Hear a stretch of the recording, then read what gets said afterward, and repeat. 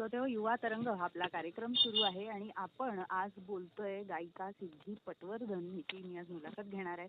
सिद्धी, तुझं खूप खूप स्वागत आहे आमच्या युवा तरंग या कार्यक्रमामध्ये. धन्यवाद. तू संगीत अलंकार आहेस आणि संगीतामध्ये तुझा बराच प्रवास आहे, बऱ्याच मैफिली तू करतेस. तर अर्थात आपल्या कार्यक्रमाची सुरुवात सुद्धा तुझ्या छानशा गाण्याने होईल. हो, नक्कीच.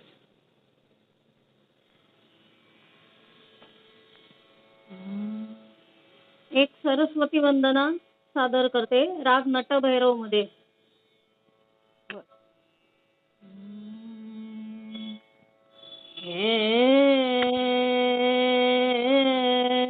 ना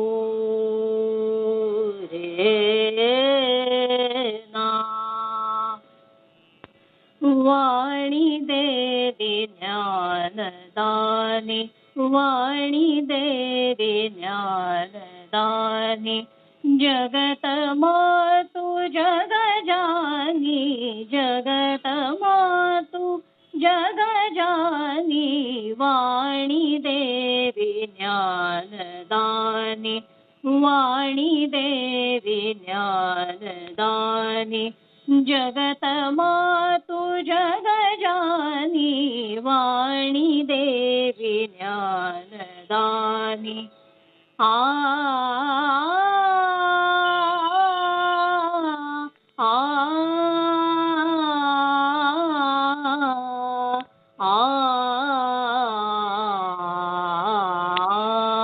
वाणी देवी सारे गम रे गम धा पा गम पद नि धा पा म प गम रे ग गम म गम रे सा.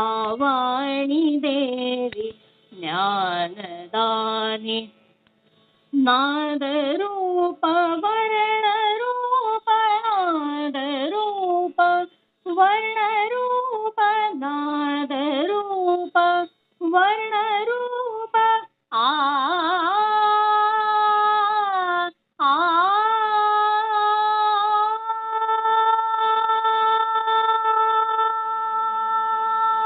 नाद रूप वर्ण रूप, नाद रूप वर्ण रूप, ताल रूप धारिणी, ओंकार गायनी, वाणी देवी ज्ञानदानी, वाणी देवी ज्ञानदानी, जगत मातु जग जानी, वाणी देवी सारे ग ग रे ग म प ग म प प ग म ध ध ग म प ध नि नि ध प म प ध नि सा रे सा नि ध प म प रे ग ग म ग म रे सा.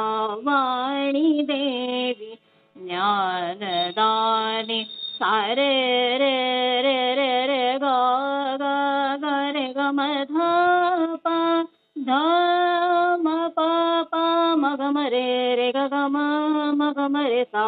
वाणी देवी ज्ञानदानी, वाणी देवी, वाणी देवी, वाणी देवी ज्ञानदानी.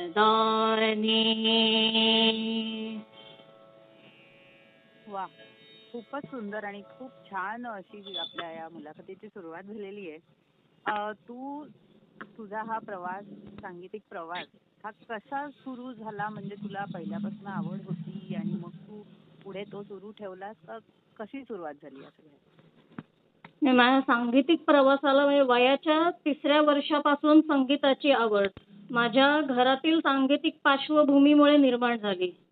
हं, हं. म्हणजे माझे आजोबा कैलासवासी रामभाऊ पटवर्धन हे अभिजात शास्त्रीय संगीताचे उत्तम जाणकार रसिक असल्यामुळे लहानपणापासून मैफिलींना सोबत घेऊन जायचे. त्यामुळे संगीताची खूप आवड निर्माण झाली आणि पुढे हळूहळू वयाच्या 5व्या वर्षापासून गीत रामायण ऐकायला व गायला सुरुवात केली. आणि ही जी माझी आवड होती ती माझ्या घरी आई बाबा व आजोबांच्या लक्षात आली आणि मग त्या सर्व निष्कर्षावरनं वयाच्या 10व्या वर्षी शास्त्रीय संगीताचा श्री गणेशा सुरू झाला. म्हणजे लहानपणी आजोबा तुला घेऊन जात होते पण नंतर नंतर हळूहळू तुलाच ती आवड पुढे लागली आणि नंतर अर्थात तू आता इतकी वर्ष ती जोपासते. एखादा राग जेव्हा आपण सादर करत असतो तेव्हा म्हणजे कुठलंही गाणं असेल तर रियाज हा लागतोच. पण राग सादर करताना किंवा काही कुठलंही सादरीकरण करायचं असेल तर त्या कलाकाराचा त्याच्या मागचा काहीतरी एक विचार असतो. तर तुझा काय विचार असतो त्याच्या मागे? हो, म्हणजे तू विचारलंस ते बरोबर आहे की आपल्याला राग सादरीकरणासाठी रियाज तर लागतोच. तिथे पर्यायच नाही आपल्याला. रियाजाला पर्यायच नाहीये. पण त्यासाठी केवळ रियाज पुरेसा नसून त्यामागे तुमची गाण्याची शैली आणि तुमचं व्यक्तिमत्व हे आपल्या वैयक्तिक रियाजातून घडतं. की जिथे तुम्ही गुरूंकडून रीतसर तालीम घेऊन स्वतःला सिद्ध करण्याचा प्रयत्न करता. आणि दुसरे म्हणजे त्या रागाची भावनिक खोली, रागाच्या वेळेप्रमाणे रसनिर्मिती व श्रोत्यांशी साधलेला संवाद हा अतिशय महत्त्वाचा आहे. आणि रियाजापलीकडे रागाचे संपूर्ण अचूक स्वरूप व शांत संथ रसाळ आलापी व त्या रचनेतील सौंदर्य रसिकांपर्यंत चांगल्या प्रकारे कसं पोहोचवता येईल असा माझा विचार असतो. बरोबर. मग तुझी आतापर्यंत अशी लक्षात राहिलेली कुठली मैफिल आहे? माझी एक लक्षात राहिलेली एक मैफिल म्हणजे एक हेरंब संगीत सेवा समिती अंबरनाथ येथे झालेली मल्हार रंग मैफल आहे. तिथे एक अशी थीम होती की पावसावर आधारित राग सादर करायचे होते. त्यात मी मेघमल्हार राग सादर केला होता. आणि तो राग सादर करत असताना असा एक क्षण घडला की छोटी बंदिश जेव्हा सुरू केली तेव्हा पाऊस पडायला लागला. वा. ती मैफल खूप मस्त रंगली. अशी एक ही मैफल माझ्या लक्षात राहिली. अरे म्हणजे सगळ्यांच्याच ती लक्षात राहिली असेल. श्रोत्यांच्या सुद्धा जे प्रेक्षक होते त्यांच्याही लक्षात राहिली असेल. खूप छान. आपण अजून या विषयावर बोलणारच आहोत. एक छोटंसं गाणं मी लावते आणि त्यानंतर आपण परत येऊया. श्रोते हो, आपण बोलतोय गायिका सिद्धी पटवर्धन हिच्याशी आणि जाणून घेतोय तिच्या एकूण प्रवासाविषयी आणि शास्त्रीय संगीत असेल, नाट्य संगीत असेल त्याविषयी सुद्धा आपण जाणून घेऊया. एक छोटंसं गाणं लावते आणि आपण परत येऊया.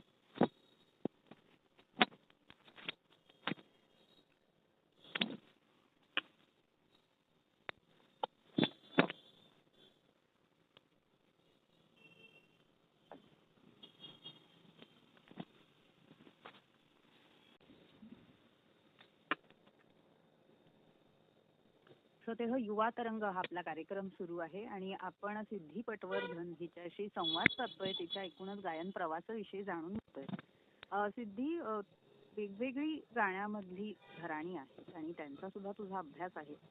तर नक्की गायकीमध्ये या घराण्यानुसार काय फरक असतो, काय पडतो किंवा ते म्हणण्याची काही वेगळी पद्धत? म्हणजे घराणं जे असतं की म्हणजे प्रत्येक घराणं आपण म्हणतोच ना की चांगलंच आहे प्रत्येक घराणं. म्हणजे आपण मत मांडतोच ना तसं की प्रत्येक घराणं खूप चांगलं आहे, सगळं छान आहे.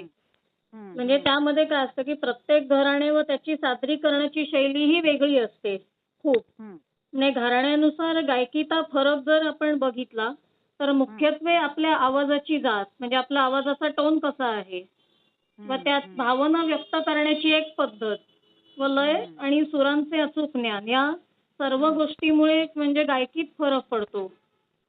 म्हणजे तसं उदाहरण आपल्याला बघावं लागेल त्याच्यामध्ये की आता मी आधी किराणा घराण्याची गायकी शिकवत होते.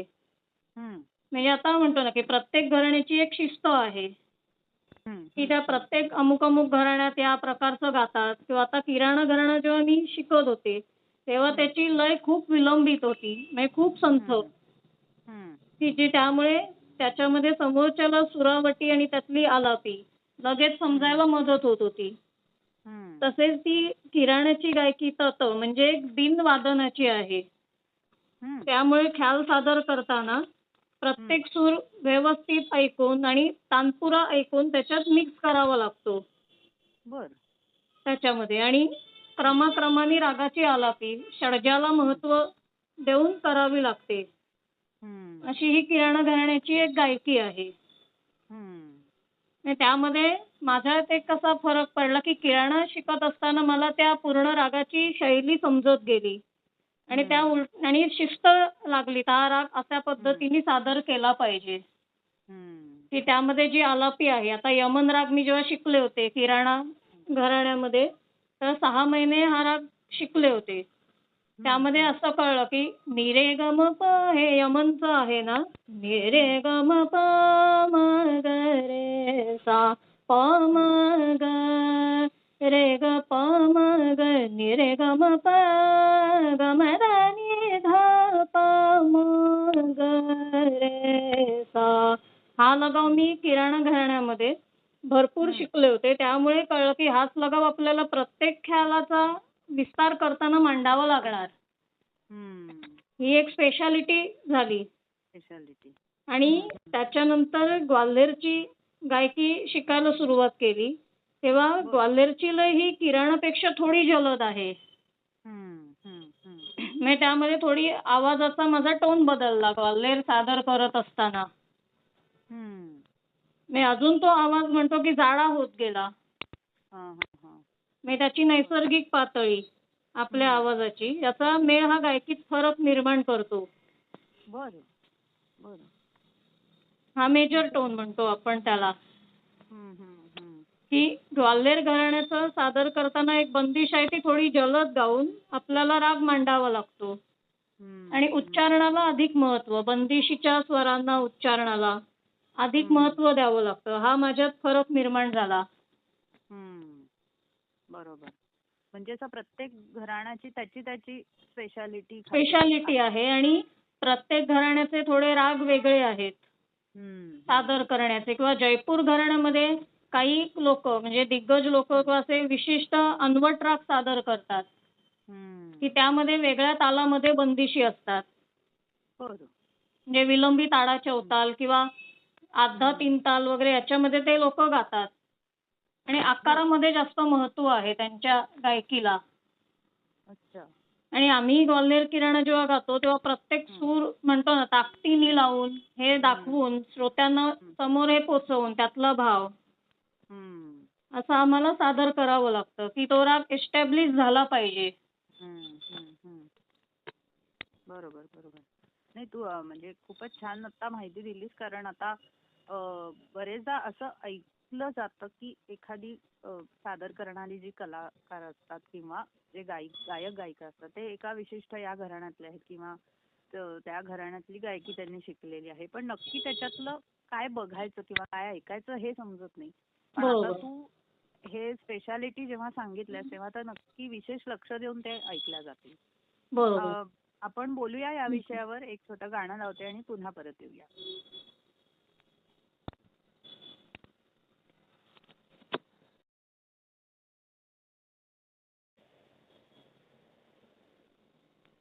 तेव्हा आपण गायिका सिद्धी पटवर्धन हिच्याशी संवाद साधतोय. आणि सिद्धी, तू आता घराण्यांविषयी सांगितलंस आणि तू विविध गायकांच्या गायन शैलीचा सुद्धा अभ्यास करतेस. तर मग तो अभ्यास करताना अशा कुठल्या गोष्टी आहेत की ज्या तुला नव्याने कळल्या किंवा इंटरेस्टिंग वाटल्या? आता विविध गायकांच्या गायन शैलीचा अभ्यास करताना म्हणजे सुरुवातीला आपण जेव्हा ऐकतो तेव्हा आपण म्हणतो ना की किती छान गातायत किंवा सुरेल गातायत, किंवा आपण म्हणतो ना की त्या ऐकण्याच्या धुंदीमध्ये आपण असतो.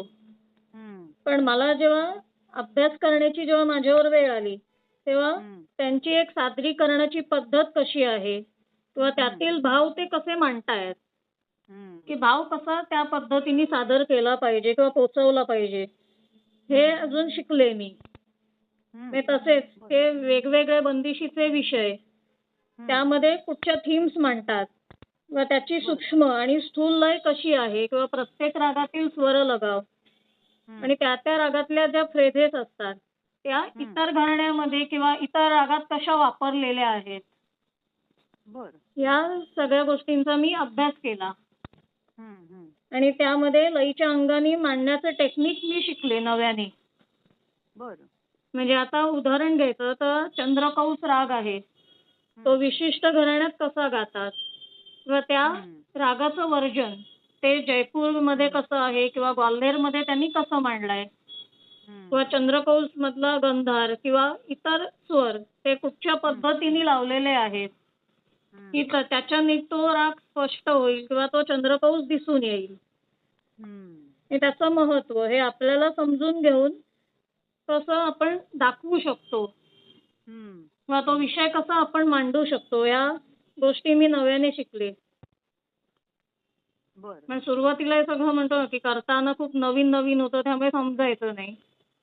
पण हळूहळू सगळं आवड निर्माण झाली आणि सगळं करत असताना म्हणतो ना की आपण हे करत असताना हळूहळू आपलं मन त्याच्यात अडकून पडतं किंवा गुंतून जातो आपण हे करण्यामध्ये.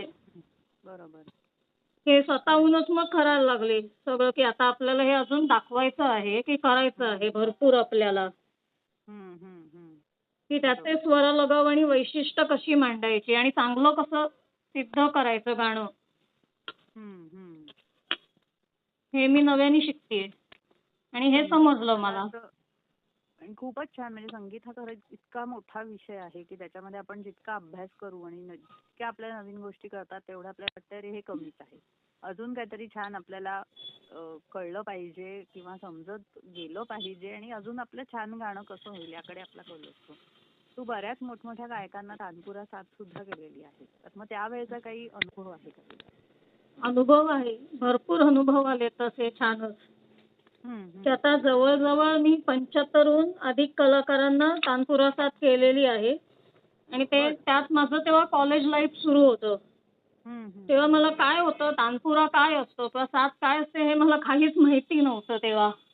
मी मैफिली जेव्हा ऐकत होते तेव्हा इतर लोक कसे तानपुरा साथीला बसायचे ते मी बघत होते आणि गुरूंकडे पण मला तानपुरा हातात मिळायचा पण साथ काय आहे तेव्हा मला पण माहिती नव्हतं. पण एक तानपुरा साथ जेव्हा मला मिळाली पहिली तेव्हा त्यामागे बसून मला कलाकार राग आणि बंदिश कशी सादर करतो आणि मग श्वासावर नियंत्रण कसं ठेवतो हे अशा महत्वाच्या गोष्टी मी शिकले. आणि अजून एक प्रसंग म्हणजे वीज पुरवठा खंडित झाला आणि हवेमुळे वाद्य उतरलं त्यामुळे प्रसंगावधान राखून कार्यक्रम कसा पूर्ण करता येईल हे पण मला मागे बसून बघायला मिळालं. आणि कलाकार रसिकांशी कसा संवाद साधतो आणि कसे बोलायचं हे पण मला कलाकार लोकांनी शिकवलं. याचे बरेच अनुभव आहेत खूप. त्याचे छान आहेत की काही अनुभव असे आहेत की ते मला आठवणीत म्हणतो ना की आठवण आहे त्याची स्मरणात की त्यामुळे आपल्याला कळत पण नाही की कसं काय होतं ते तेव्हा त्यावेळेला. मी बसले होते मागे ते एक उदाहरण किस्सा झाला त्यामागे तेव्हा की मिलिंद चित्तल होते किराणा घराण्याचे गायक. त्यांना मला साथ करण्यासाठी सांगितलं तर त्यांनी अभोगी कानडा राग सादर केला. तर तेव्हा मी त्यांना सांगितलं की मला अभोगी कानडा राग माझा झालेला नाहीये त्यामुळे तुम्हाला तानपुरा किंवा व्होकल सपोर्ट मी करू शकत नाही असं मी आधी सांगितलं. तर त्यांनी मला एक आधार दिला आणि आलाप करायला सांगितला त्यांच्या मागून. तर मी विचार केला की काय करू तर त्यांनी सांगितलं बेटा गा समजले तसे गा. तर मी गायला आणि तो आलाप एवढा व्यवस्थित झाला आणि त्यांनी माझे स्टेजवर कौतुक केलं. हे शिकण्यासारखं झालं ना खूप. खरंच आहे. म्हणजे हे खूप शिकण्यासारखं झालं आणि ते प्रोत्साहन सुद्धा तेवढंच त्यांनी तुला दिलं. बरोबर हो खूप प्रोत्साहन दिलं. खूपच छान. आणि प्रत्येक त्या मैफिलीतनं तुला काही ना काहीतरी नक्कीच शिकायला मिळालं असेल. नुसतं आपण जेव्हा निरीक्षण सुद्धा काही गोष्टींचं करतो तेव्हा सुद्धा आपल्याला खूप काही त्यातनं शिकायला मिळतं. आणि ते मोठमोठे कलाकार इतरांशी कसं वागतायत याच्यावरनं सुद्धा ते आपल्याला समजतं की हे काय एवढे मोठे झालेले आहेत. बरोबर. तुझ्याशी मी संवाद साधणारच आहे. आपण बोलूच या. पण एक छोटीशी व्यावसायिक विश्रांती घेते, एक गाणं लावते आणि त्याच्यानंतर आपण पुन्हा परत येऊया.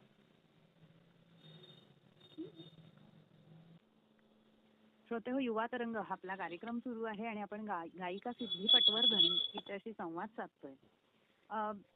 तू संगीतोपचार सुद्धा शिकलेली आहे. तर मुळात आधी संगीतोपचार म्हणजे काय, त्याचा फायदा कसा होतो आणि त्याच्याबद्दलचे तुला आलेले अनुभव काय? त्यामुळे संगीतोपचार म्हणजे काय असतं की संगीताद्वारे उपचार करण्याची एक पद्धत आहे की जी मानसिक, भावनिक आणि शारीरिक म्हणतो ना आरोग्यावर परिणाम करते सकारात्मक. ही प्रत्येक आजारावर ही थेरपी आहे की हृदयविकार, ताणतणाव, डायबेटीस, अर्धशिशी आणि ब्लड प्रेशर आणि इतर आजार अशा असाध्य रोगांवर ही पद्धत उपयुक्त ठरते. त्यामध्ये काय होतं की नित्यनेमाने आपली पथ्य पाणी गोळ्या घेऊन हे संगीत ऐकावं लागतं. ज्यात डॉक्टर पेशंटची संपूर्ण व्यक्तिगत आणि कौटुंबिक माहिती घेऊन मग औषधं देतात. त्याचप्रमाणे ही थेरपी आम्ही जेव्हा देतो तेव्हा पेशंटचा स्वतंत्र विचार करतो. हे एक महत्वाचीच गोष्ट आहे आपल्यासाठी की पेशंटचा स्वतंत्र विचार करणं. बरोबर. आणि असं झोपण्यापूर्वी हा राग ऐका असं सामान्यीकरण करून चालत नाही. बरोबर. म्हणजे त्या पेशंटसाठी वेगळी काही थेरपी असते. म्हणजे प्रत्येक पेशंट वाईज ते बदलत जातं थोडक्यात. बरोबर.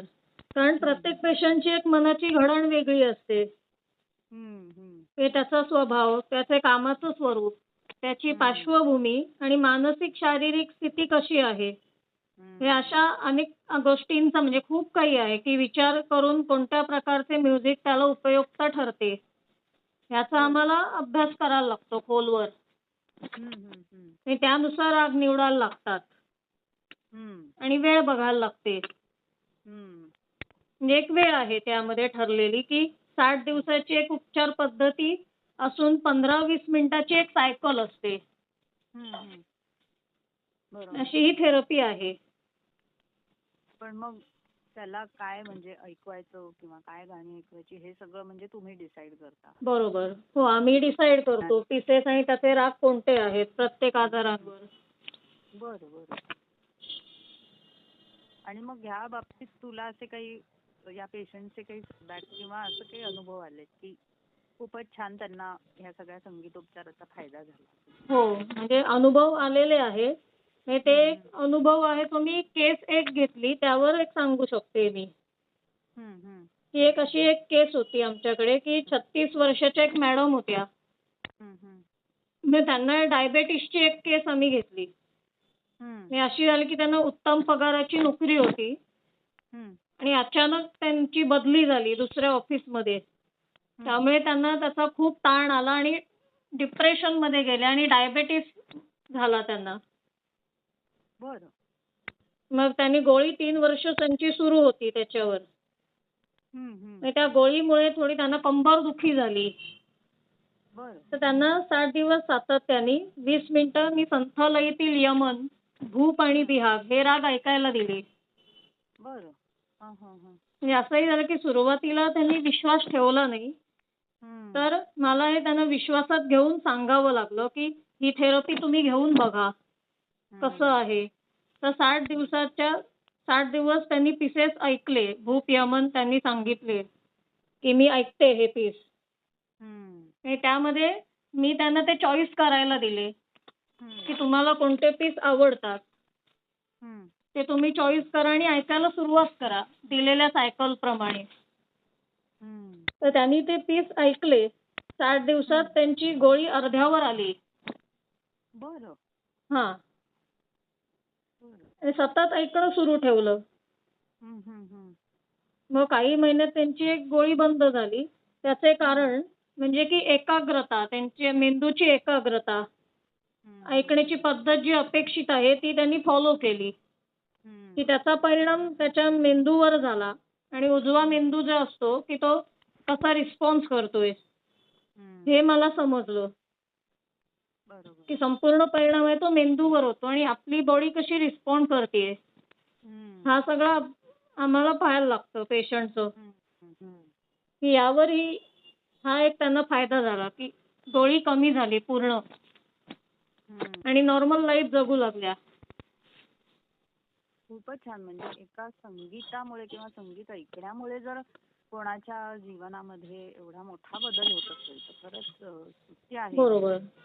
आणि एक म्हणजे खरं विश्वास. संगीतामध्ये ताकद तर आहेच. कारण म्हणजे मला नेहमीच असं वाटतं की एखादं छान गाणं आपण जेव्हा ऐकतो आपला मूड कसाही असो आपल्या आवडीचं गाणं लागलं की लगेच तो मूड आपला बदलतो आणि मग पुढे काहीतरी ती सकारात्मक ऊर्जा आपल्याला सतत त्याच्यातनं मिळत राहते. तुला आतापर्यंत पुरस्कार मिळालेले आहेत, कौतुक बऱ्याच ठिकाणी झालेलं आहे तुझं. तर असं लक्षात आपल्या राहतं ना की यांनी आपलं खूप छान कौतुक केलं, एखादा पुरस्कार. तर तसं काही तुझा अनुभव असेल तर तो सांग. अनुभव म्हणजे पुरस्कार बरेच मिळाले आहेत. हम्म. ते आता एक माझ्या लक्षात राहिलेला पुरस्कार म्हणजे सितारे शायनिंग टॅलेंट संस्थेतर्फे 75हून अधिक देश त्याच्यात सहभागी झाले होते. स्वित्झर्लंड, भारत ते इतर. तर त्यामध्ये माझा भारतातून पहिला नंबर आला. वर्ल्ड बुक रेकॉर्डसाठी निवड झाली शास्त्रीय संगीत आणि नाट्य संगीतासाठी. अरे वा. याचा एक लक्षात राहिलेला हा पुरस्कार आहे की त्यामध्ये मला सादर करायचे होते 3 राग सादर करायचे होते या पुरस्कारासाठी. मग ते त्यांना म्हणून दाखवले मी राग. तर त्यांनी जी ट्रॉफी दिली मला वर्ल्ड बुक रेकॉर्डची त्यामध्ये कौतुक केलं की मोठी गायिका होशील. म्हणजे हे आपल्याला किती आनंदाचा क्षण तो देऊन जातो. खरंच आहे. आणि ह्या सगळ्यांमुळे प्रोत्साहन सुद्धा मिळत असतं आपल्याला. हो. आपल्याला एक एक दिलासा असतो की आपण करतोय ते लोकांपर्यंत छान पद्धतीने पोहोचतंय आणि आपण जो मार्ग आहे त्याच्यावर अजून चालण्यासाठी म्हणून आपल्याला ही सतत ताकद मिळत राहते. येस. सिद्धी, तू वेळात वेळ काढून इथे आलीस आणि आमच्याशी तुझ्या या संगीताच्या प्रवासाविषयी आणि बऱ्याच इतरही गोष्टी, घराणी म्हणजे काय, त्याच्यामध्ये काय फरक असतो किंवा संगीतोपचार म्हणजे काय, या सगळ्याविषयी तू खूप छान माहिती आम्हाला इथे दिलीस. त्याबद्दल मनापासून तुझे खूप खूप मी आभार, धन्यवाद देते.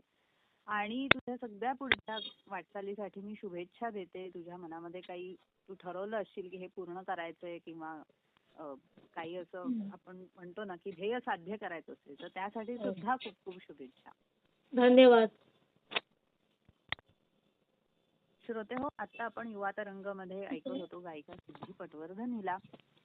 मी इथेच तुमची रजा घेते. युवा तरंग या आपल्या कार्यक्रमामधनं पुन्हा अर्थात आपण भेटणारच आहोत 12 वाजता. रंजक सफर या आपल्या कार्यक्रमामध्ये. त्यामुळे कुठेही जाऊ नका. ऐकत रहा 100.1 मेगाहर्ट्झ आकाशवाणी मुंबई केंद्राची FM गोल्ड वाहिनी.